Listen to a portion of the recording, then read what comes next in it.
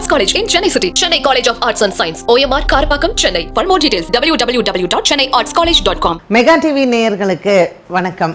பெண்கள்.com நிகழ்ச்சியில் சுபகிரகம் பகுதியில் அனைவரையும் சந்திக்கிறதுல மிகவும் மகிழ்ச்சி.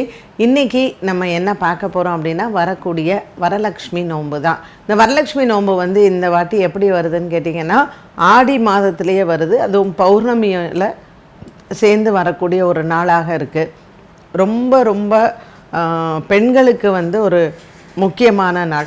இந்த வரலட்சுமி நோன்பு அப்படின்னு சொல்கிறத வந்து இப்போ இந்த நோன்பு வந்து எடுத்துக்கக்கூடியவங்க மட்டும்தான் கொண்டாடணுமா, இல்லை வரலட்சுமி வந்து நமக்கு லக்ஷ்மி பூஜையாகவும் செய்யலாமா அப்படின்னா, இது இரண்டுமே செய்யலாம்.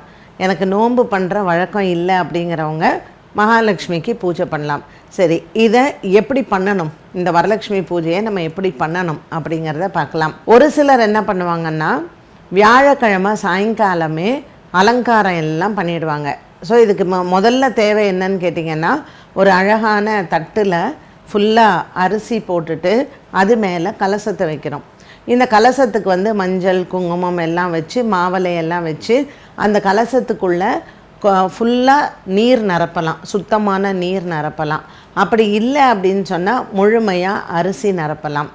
இந்த நீர் நீங்கள் நிரப்புறதாக இருந்தால் அதில் வந்து வாசனை திரவியங்கள், கந்தகப்பொடி அப்படின்னு சொல்கிறோம் இல்லையா, அது கொஞ்சம் பச்சை கற்பூரம், கஸ்தூரி மஞ்சள், இந்த அப்புறம் முக்கியமாக வந்து அதுக்குள்ளே போட வேண்டியது வந்து இந்த தங்கத்தில் வந்து காசு, ஸ்வர்ணத்தில் வந்து கொஞ்சம் காசு, அப்புறம் வெள்ளி காசு, செப்பு காசு, மூணுமே வந்து அதுக்குள்ளே வந்து நம்ம போடலாம். இல்லை காசு இல்லைன்னா உங்களுடைய மோதிரம், நம்மளுடைய காது தோடு, ஏதோ ஒன்று நம்மளுடைய கோல்டு இது வந்து அதில் ஏதாவது வந்து உள்ள கலசத்துக்குள்ளே நீங்கள் போடலாம். தங்கம் வந்து எப்போவுமே பவித்திரம். ஸோ நம்ம போட்டதை போடலாமா அப்படின்னா தாராளமாக போடலாம். அதுக்கு மேலே நம்ம தேங்காவை வைக்கிறோம். அந்த தேங்காவை வச்சு அதுக்கு அழகாக லக்ஷ்மியினுடைய முகத்தை வைத்து அதுக்கு எல்லாம் அந்த கும்பத்துக்கு வந்து பாவாடையெல்லாம் கட்டி அழகாக ஜோடிச்சிடுறோம். இந்த ஜோடிப்பின் பொழுது நம்மக்கிட்ட இருக்கக்கூடிய தங்க நகைகள் வச்சு அந்த அம்பாளை அலங்காரம் பண்ணுறது வந்து ரொம்ப விசேஷம். ஸோ எல்லாருக்குமே நகைகள் வந்து நம்மள்கிட்ட இருக்குன்றது இருக்காது. சில பேர் அடகுக்காக வந்து தங்க பேங்க்கில் வச்சுருப்பாங்க, இல்லை அடகு கடையில் வச்சுருப்பாங்க. ஸோ நீங்கள் அம்பாளுக்கு வந்து அழகாக நீங்கள் வந்து உங்கள் வீட்டில் உங்கள் பொண்ணை வந்து எப்படி அலங்காரம் பண்ணுவீங்களோ அப்படி அலங்காரம் பண்ணிடலாம். இந்த அலங்காரத்தை எல்லாம் வியாழக்கிழமை அன்றைக்கி நீங்கள் முடிச்சிடலாம். 1:30 ராவுகாலம். ஸோ ராவுகாலம் கழித்து நீங்கள் ஆரம்பிச்சிங்கன்னா அவளை வந்து எந்த இடத்துல கிழக்கு பார்த்த மாதிரியோ இல்லை வடக்கு பார்த்த மாதிரியோ வைக்கலாம் அம்பாளை. இந்த அலங்காரம் பண்ணுறதுக்கு அது அவள் வைக்கிற இடத்துல வந்து அழகாக நீங்கள் வந்து கோலம்லாம் போட்டு ஒரு தட்டில் வந்து வெத்தலை, பாக்கு, பழம், புஷ்பம் எல்லாமே ரெடி பண்ணி நீங்கள் வச்சிடலாம்.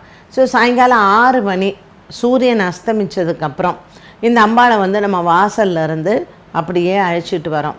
ஸோ வீட்டில் வந்து 2 பெண்கள் இருந்தால் அழகாக 2 பக்கமும் அந்த பெண்கள் வந்து பாட்டு பாடிட்டு அம்பாளை அப்படியே ஆட்டி கொண்டாந்து அழகாக அவங்கள உட்காத்தி வச்சிடலாம். இதில் வந்து உங்களுக்கு என்ன மகாலட்சுமியினுடைய பாட்டு தெரியுமோ இந்த பாடல்கள் எல்லாமே வந்து நீங்கள் பாடலாம். நிறையா இருக்குது பாடல்கள் வந்து நீங்கள் பார்த்தீங்கன்னா எம்எஸ் அம்மாவே அவ்வளோ அழகாக பாடியிருக்கிறாங்க. பத்மாவதி தாயார் வந்து ஊஞ்சலில் உட்காத்தி வச்சு ஆடுற அந்த பாடல் இருக்குது. சீதா கல்யாணம் பாடலாம். இப்படி எந்த பாட்டு உங்களுக்கு பிடிக்குமோ அழகாக அந்த அம்பாளை வந்து வீட்டுக்குள்ளே கொண்டு வந்து ஒரு இடத்துல நீங்கள் வச்சிடுறீங்க.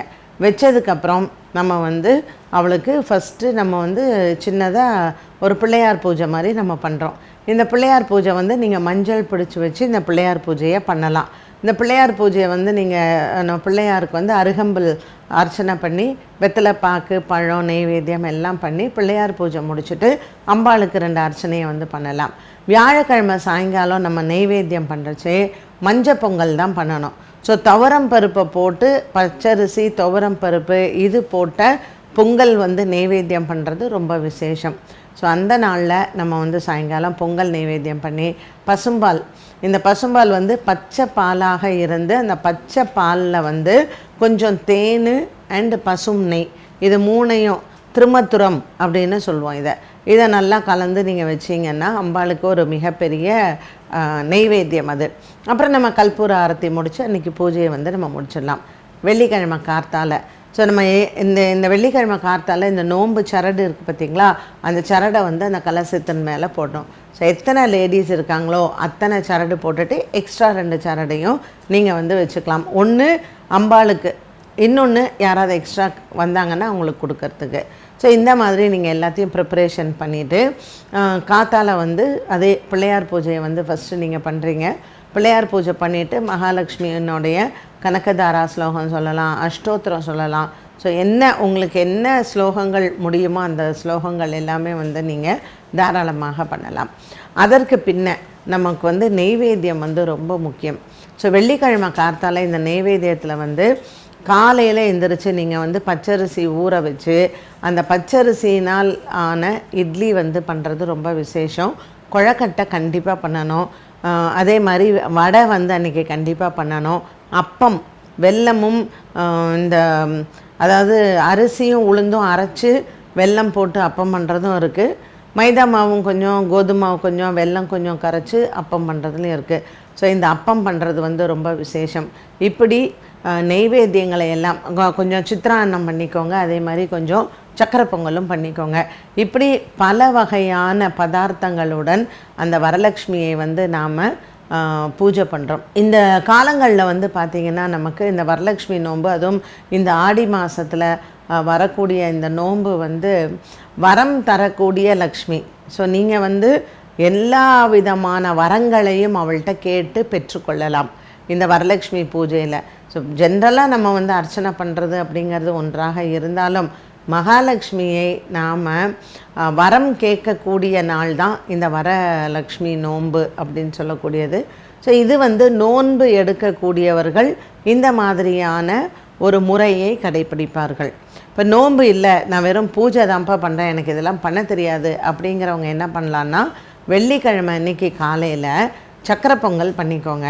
அதே மாதிரி அம்பாளுக்கு ரொம்ப பிடிச்ச நெய்வேத்தியம் வந்து பார்த்திங்கன்னா ஒன்று எலுமிச்சம்பழ சாதம் பண்ணலாம், அப்படி இல்லைன்னா நீங்கள் வந்து புளியோதரை வந்து செய்யலாம். மூன்றாவது வந்து பார்த்திங்கன்னா கல்கண்டு சாதம், இதை வந்து கல்கண்டு பாத் அப்படின்னு சொல்லுவாங்க. ஸோ ஷீரா அன்னம் அப்படின்னு சொல்லுவாங்க.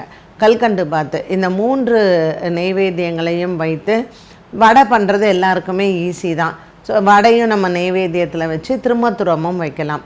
பாசிப்பருப்பில் நல்லா வேக வச்சு வெல்லத்தை போட்டு பாசிப்பருப்பில் ஆன பாயசமும் ரொம்ப விசேஷம். ஸோ இப்படி நம்ம இந்த வரலட்சுமி நோன்பை நெய்வேத்தியங்கள் வச்சு இந்த வரலட்சுமி பூஜையாகவும் நம்ம வந்து கொண்டாடலாம்.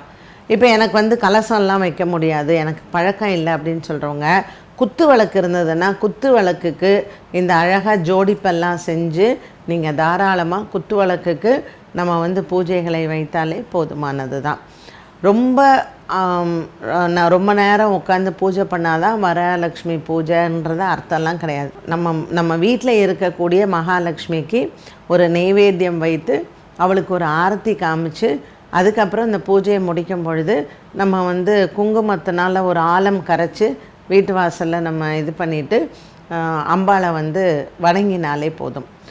இந்த நோன்பு எடுக்கிறவங்க இல்லை மகாலட்சுமி பூஜை பண்ணுறவங்க வெள்ளிக்கிழமை சாயங்காலம் 6 மணிக்கு அதே போல் மகாலட்சுமிக்கு உண்டான அஷ்டோத்திரம், லலிதா சகஸ்ரநாமம், லலிதா திரிசக்தி எது வேணாலும் சொல்லலாம், எல்லாமே சொல்லி அம்பாளை வந்து வர்ணித்து அவளுக்கு வந்து எல்லா விதமான சாயங்காலமும் நெய்வேத்தியங்கள் பண்ணணும். ஸோ சாயந்தரம் வந்து நீங்கள் அவல் பாயசம் பண்ணலாம், பாசிப்பருப்பு பாயசம் பண்ணலாம், ஃப்ரூட்ஸ் வந்து தேன் எல்லாம் போட்டு பஞ்சாமிரதம் அது வந்து அம்பாளுக்கு வைக்கலாம். உங்களுக்கு என்ன முடியுமோ அந்த மாதிரியான நெய்வேத்தியங்கள் எல்லாம் செஞ்சு அம்பாளை வந்து பிரார்த்தனை பண்ணி இந்த வீட்டுக்கு எப்பொழுதுமே மகாலட்சுமி அம்சம் இருக்கணும், ஐஸ்வர்யம் எப்பவும் நம்ம குடும்பத்தில் தங்கணும் அப்படிங்கிற பிரார்த்தனையை அம்பாளிடத்தில் வைத்து இந்த மகாலட்சுமி பூஜையை நாம் முடிக்கிறோம். கண்டிப்பாக இந்த நாளில் செய்ய வேண்டிய விஷயங்கள் என்ன? வீட்டிற்கு சுமங்கலி பெண்களை அழைத்து அவர்களுக்கு தாம்பூலம் கொடுப்பது அப்படிங்கிறது அவசியமாக நீங்கள் செய்ய வேண்டும். ஸோ உங்கள் வீட்டுக்கு அக்கம் பக்கத்தில் இருக்கிறவங்க, உங்கள் உறவுக்காரர்கள், இவங்களை எல்லாரையுமே கூப்பிட்டு மகாலட்சுமிக்கு நீங்கள் வீட்டில் என்ன பிரசாதம் நெய்வேத்தியம் பண்ணீங்களோ அதையும் அவர்களுக்கு வந்து உண்ண கொடுத்து, ஸோ உடையும் கொடுத்து அவங்கள லக்ஷ்மியாக பாவித்து அவங்கள்ட்டருந்து ஆசீர்வாதம் வாங்கிறது ரொம்ப சிறப்பு. ஸோ தாம்பூல பொருட்களில் மறக்காமல் நீங்கள் வெத்தலை, பாக்கு, பழம், மஞ்சள் கயிறு, அது மாதிரி நெத்திக்கு இடக்கூடிய பொட்டு, மருதாணி, வளையல் இதெல்லாம் மங்கள பொருட்களை வைத்து அவங்களுக்கு தாம்பூலத்தில் கொடுக்கறது ரொம்ப சிறப்பு. என்ன நேயர்களே, வரக்கூடிய இந்த மகாலட்சுமியினுடைய பூஜை, அதாவது வரலட்சுமி நோன்பு, வரலட்சுமி பூஜை, இதை பற்றின விவரங்களை நாம் இன்னைக்கு தெரிஞ்சுக்கிட்டோம். மீண்டும் உங்களை சந்திக்கும் வரை நன்றி, வணக்கம். Best Arts College in Chennai City. Chennai College of Arts and Science. OMR Karpakkam, Chennai. For more details, www.chennaiartscollege.com.